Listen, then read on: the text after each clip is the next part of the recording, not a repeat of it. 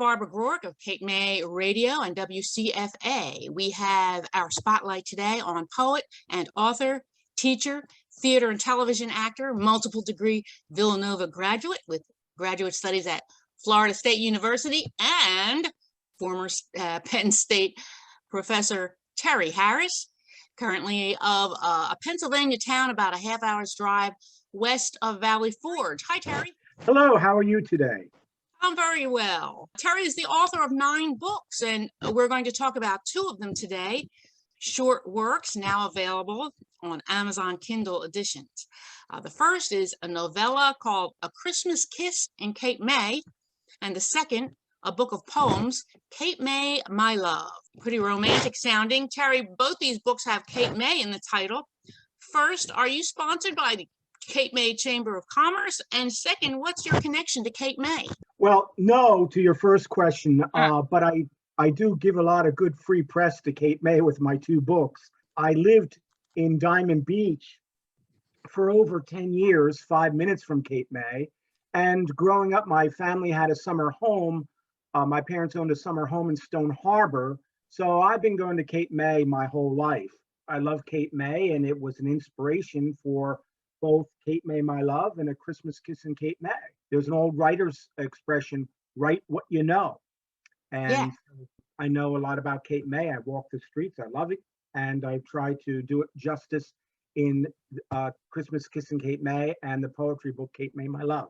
And you spent so much time here that you were an adjunct professor at a couple of the county colleges? Yes, I was an adjunct professor of English composition and mass communications at ACCC and Cumberland College for about 3-year period. The only reason I stopped was the distance was so far. I lived in Diamond Beach and had to go all the way to Vineland to teach. Course took me almost an hour and 45 minutes one way to get there. So I really like Cumberland College, but it was too far a commute.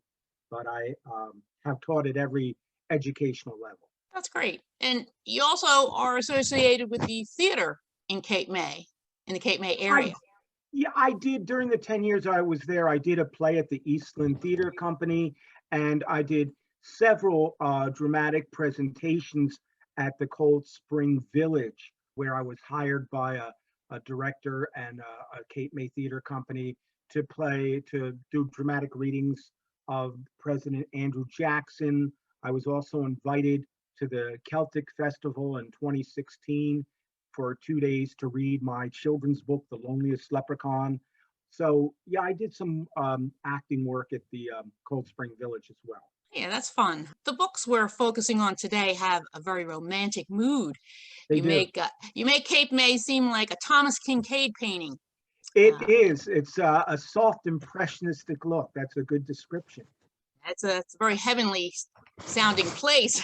Well, my favorite time in Cape May really was from September through January.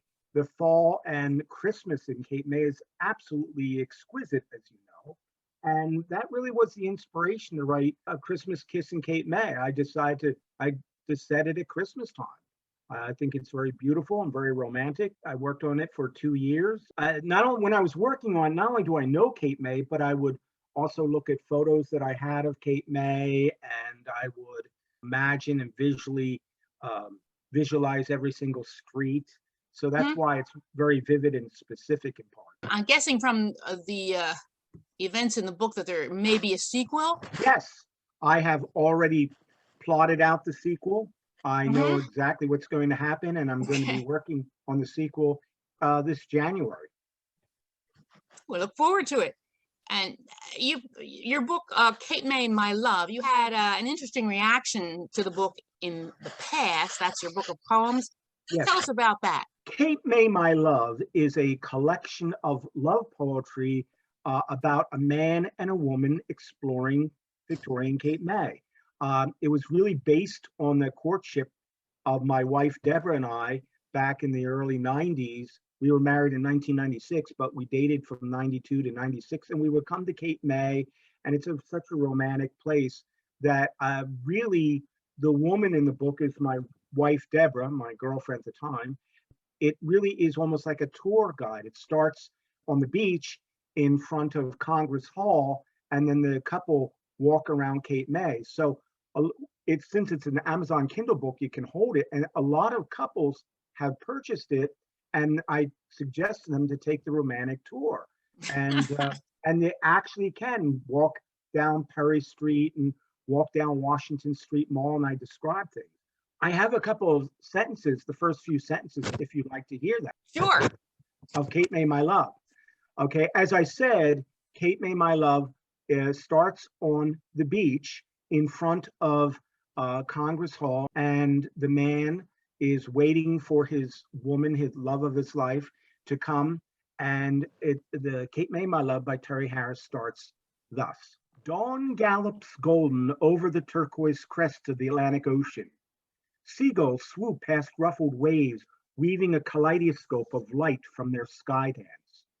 Cresting waves, white and majestic, sculpted and shimmering, crackle upon the silver shoreline.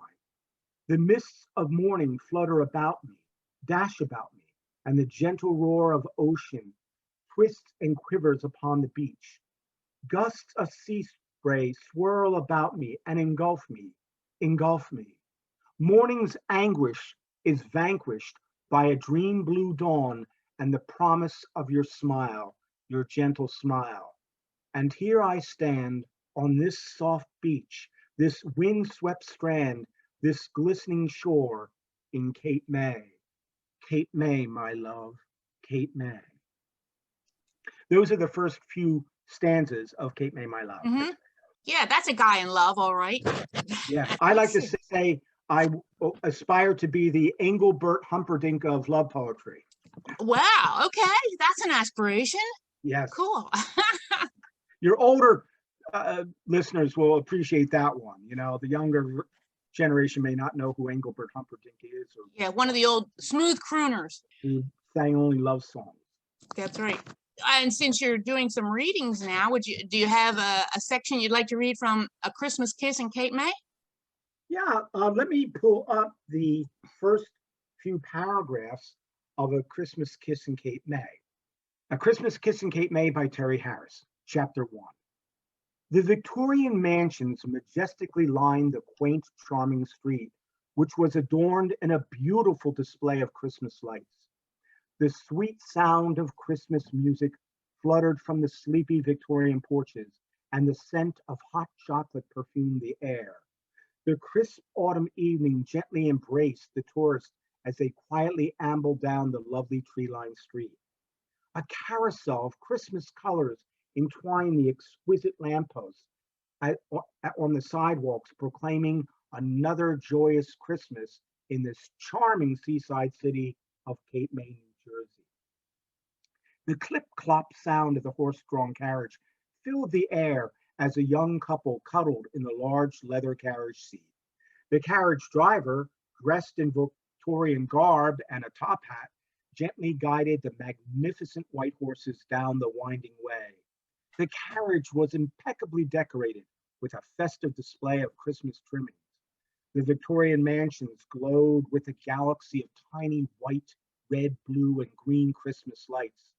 The very feeling of the season flourished in the night as the tourists cherished the emotional warmth and magical moments that were Christmas in Cape May. In the near distance, the gentle roar of the ocean could be heard as the waves graciously crackled and crashed upon the evening shore. Stars glowed golden in the late autumn sky. The hymns from 100 heavens could be heard if one listened quietly.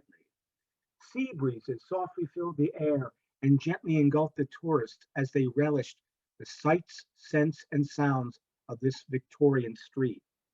Christmas lights softly glowed from the porches of the elegantly decorated homes, an impressionistic blur of Victorian beauty that filled the tourists with authentic feelings of Christmas joy.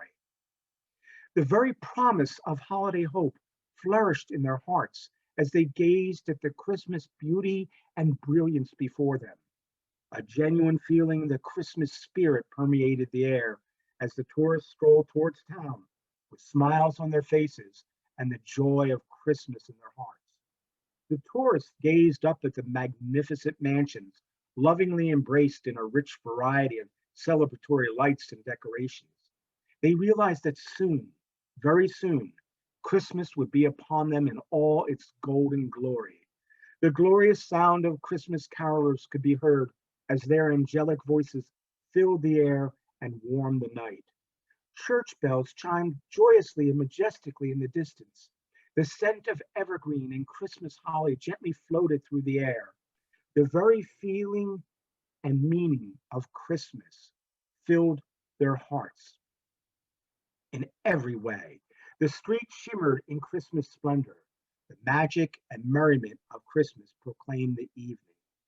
The beautiful royal blue Victorian mansion with the large wraparound porch nestled midway on the street sparkled with twinkling multicolored Christmas lights and decorations.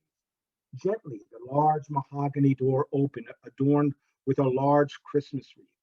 A man and woman emerged from the Victorian mansion, dressed in upscale holiday fashion. The handsome late middle-aged couple came out, turned, and closed the door firmly, securing it behind them. The beautiful woman smiled demurely at her handsome husband, locked arms with him, and they quietly descended the short flight of steps to the driveway which led to the sidewalk. Glancing back at her home near the small white fence, the woman remarked, "It does look so beautiful, honey. The twinkling lights, the rocking chairs, the Christmas wreaths. We might actually win the contest this year." "Well, you're the creative artist who designed the lights and the look," her husband replied, gently brushing a wisp of delicate, soft blonde hair from her smooth face with his fingers. "And you look particularly beautiful tonight," he said, gently touching her high cheekbone, gazing into her sweet, sparkling, beautiful blue eyes. "Compliments will get you everywhere," she replied with a giggle. "And you look very, very handsome as well," she added. "Well, it's great. We look great, and our home looks great, and I'll bet our daughter and granddaughter look great," he said with a broad grin. Sauntering down the street, arm in arm and love, the couple gazed at the rich array of Christmas lights and ornaments gracing the various Victorian bed and breakfast inns on the street. Crossing Ocean Street towards the quaint yellow building that was the Cape May Library, they turned back to relish and realize the beautiful sight of their street in all its Christmas splendor. Turning right, they headed towards the main shopping district, the Washington Street Mall, a mere 3 blocks away. Those are the opening paragraphs of A Christmas Kiss in Cape May. And what I like happens next? I like I, the way you start with an overview, like a overview of all the tours, and then you narrow it down to the uh, couple coming out of the house. yes, it's So very perceptive. And I yeah. did that intentionally. I wanted to set the visual beauty of the street Mhm. at, at Christmas time in Cape May, and then incorporate the sights and sounds of the beach 3 blocks away. The stars glow golden in the autumn sky, and the gentle roar of the ocean on the crackling on the beach. So I write with my senses. I write with the Mhm. senses to bring the reader in. I try to paint a vivid picture for the reader, and so that's why and then when I bring them in, this handsome late middle-aged couple, I go into even greater detail, and then they call their daughter, their beautiful daughter Ashley, and granddaughter, who Mhm. are coming down the Garden State Parkway in a limo. They originally were from California, and they're visiting at Christmas time. Well, we don't want to give away too much, Yeah, so I don't want to let the give away the whole book. okay. And both books, by the way, are available again at Amazon Kindle, your electronic book reading app. Terry, you have several children's books as well published, and also a couple of nonfiction works. Tell us a little about America the Magnificent, just America briefly. the Magnificent is a patriotic collection celebrating the beauty, greatness, and grandeur that is America. It was inspired by my trip across America. My wife Deborah and I and our cat Ollie Smudgenose lived in Arizona for 2 years, and from 2005 to 2006. And when we came back to the East Coast, we sold one car and had to haul the other car, and so Deborah drove the truck across the country and hauled the car. And it took us 7 days. And during that 7 day period of actually seeing America, experiencing America, meeting the people, I fell in love with America. Not just from a plane over all that land. Right. It was different than flying across the United States. I mean, we drove through Texas and Tennessee. And by the time that we got to the Shenandoah Valley, in Virginia, I get choked up because just remembering it. But I really fell in love with America. And so that was the inspiration. That's wonderful. To writing America the Magnificent. That's another thing that's on Kindle, if people are interested. That's on Kindle. And then just briefly, how about the nonfiction one on acting and modeling? Let me address the one on Kindle called How to Get a Modeling Job Outside of New York by Terry Harris. When I was a student at Villanova University as an undergraduate, I was also a graduate. I have a master's degree and 2 bachelor's degrees from Villanova. So I was at Villanova for 6.5 years. After I graduated the first time, I won several drama scholarships across the country, and I studied at the Master of Fine Arts and Acting program at Florida State University in conjunction with the Oslo State Theater. So I was a stage actor for many years, and I started to act in TV commercials, corporate videos. I hosted TV shows in Pennsylvania. I've been in over 50 TV commercials, 30 plays, 40 corporate videos, and over 350 modeling jobs. I modeled in New York, Philadelphia, Atlantic City, and Florida. My big job was I did a national print ad for Century 21 Home Improvements that was appeared in every mall in America from 1995 to 1997. So I did all kinds of modeling jobs. I've really done every kind of modeling job you can do. So you have advice to give in this area. And what's good about the advice, it doesn't come just from me, but I made a lot of friends who were photographers and videographers and TV commercial directors. So I got really great interviews from people whom I had worked with, photographers giving their advice. And it's basically a blueprint as to how I got all the modeling work, the commercial modeling work I did. It's 30 pages long. It's a guide, and it focuses especially on commercial print modeling and event modeling. So it's not high fashion modeling, the moody gazes that you see from the female models on Vogue magazine or whatever. It's commercial print modeling, which is very lucrative. Commercial print modeling is just as lucrative as fashion modeling. So I've always been a writer as well, but I concentrate on my writing because you do have to be near the major markets. You have to be within an hour radius to really act and model in New York and Philadelphia and Atlantic City like I did. At the time I was really working, I was bouncing around between New York City, Philadelphia, and Atlantic City, but at the time I was living at the Jersey Shore and I could do it. I was within I was in the right radius. But once you go past 2 hours, it's a little tough. Meanwhile, if you need a little romance in your life, or if you want to enhance the romance in your life, try A Christmas Kiss in Cape May and Cape May, My Love by Terry Harris on Amazon Kindle. And thanks for talking with us, Terry. Thank you for having me, Barbara. It was great to meet you and to talk to you. Kiss me now before it dies. We'll find a winter world of love, 'cause love is warmer in December. My darling, stay here in my arms till summer comes.